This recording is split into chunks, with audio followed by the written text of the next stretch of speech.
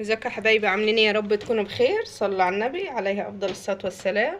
ان شاء الله النهارده نعمل مع بعض حاجه حلوه كده واقتصاديه وخفيفه. هنعمل كيكه بالشوكولاته بدون بيض ولا هنعملها بدون بيض يا حبايبي وبدون لبن. ماشي، هنعملها بالميه ومش سمنه كمان عشان تبقى موفره من كله. ماشي، هنسمي بسم الله. معانا ان شاء الله النهارده كوبايتين دقيق. ماشي يا حبايبي، وهحط عليهم ايه؟ رشة الملح. ما ننساش رشة الملح في كل المعجنات والحلويات بتاعتنا.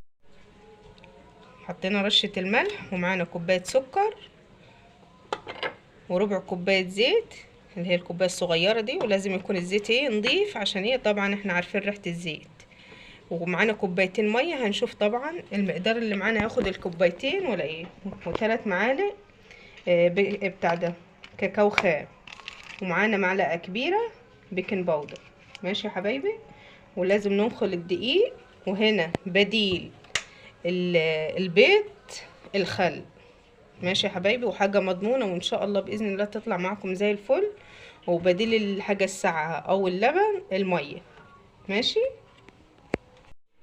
بصوا يا حبايبي، هو كيس البيكنج باودر هي المعلقة الكبيرة. ماشي، يعني كيس بيكنج باودر مع رشة الملح وكوبايتين دقيق. وهننزل بالثلاث معالق الكاكاو. لازم يكون كاكاو خام يا حبايبي. ونقلب ايه كل الكلام ده مع بعض. ويا حبايبي بصوا، الخل والميه والسكر دوبتهم خلاص كده. والكيكه دي طبعا يا حبايبي مش اقتصاديه وبس، وصحيه كمان. في حبايبنا ربنا يشفينا ويشفيهم ويشفي كل مريض اللي عندهم حساسيه طبعا الالبان وحساسيه البيض وكده. دي هتبقى معاهم ان شاء الله باذن الله زي الفل وهتبقى ناجحه لانها مجربه. واحنا مولعين طبعا مشغلين الفرن، واحنا عارفين الكيكه لازم نشغل لها الفرن من قبل ما نبدا فيها. ماشي، ادي المواد السايله. ونجيب المواد الجافه وننزل بالمواد السايله عليها واحده واحده. ماشي، بسم الله الرحمن الرحيم. هنحط نص الكميه يا حبيبي.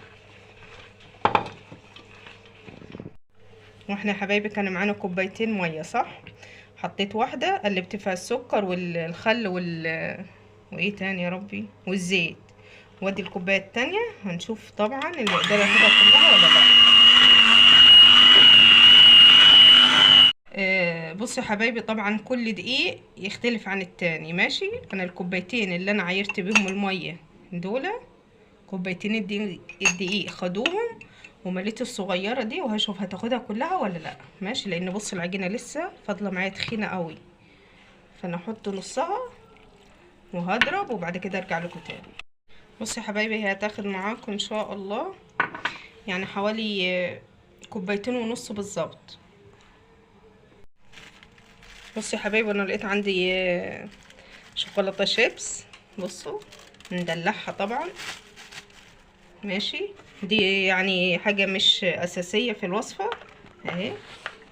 وادي السمك بتاعها. ماشي، وان شاء الله باذن الله تبقى الكيكه بتاعتكم المعتمده باذن الله.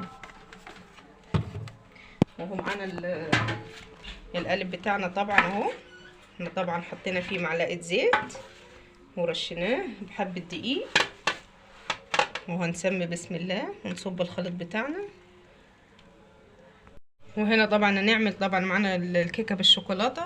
لازم ايه ندلعها ونعمل لها الصوص الاقتصادي اللي هو بسم الله من 4 مكونات. بسم الله الرحمن الرحيم.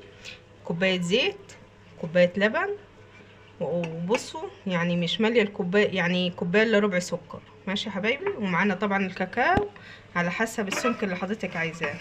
اول حاجه هنزل بسم الله كوبايه اللبن والزيت. ننزل بالمواد السائله الاول عشان نخلط طبعا. ونحط السكر وهضربهم في الخلاط وارجع لكم. بصوا يا حبايبي، الصوص اهو ما شاء الله.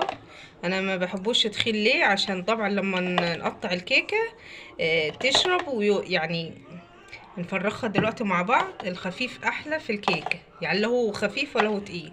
بصوا السمك ده حلو. ماشي، ننزل بالصوص بتاعنا عليها.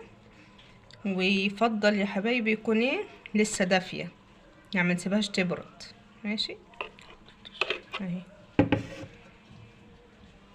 وحاجة اقتصادية وخفيفة وحلوة وصحية ومش مكلفة والله. ده مية ودقيق وحبة خل ومعلقة بيكنج باودر ورشة الملح، وبقت معانا اجمل كيكة. ودي يا حبايبي بصوا بسم الله ما شاء الله. انا طبعا بعد ما حطيت عليها صوص الشوكولاته قطعتها وحطيت عليها تاني عشان ينزل على الجناب بتاعت كل قطعه، وزينتها تزيين بسيط فرماسيل وجوز هند. ماشي يا حبايبي، ونسمي بسم الله اهي.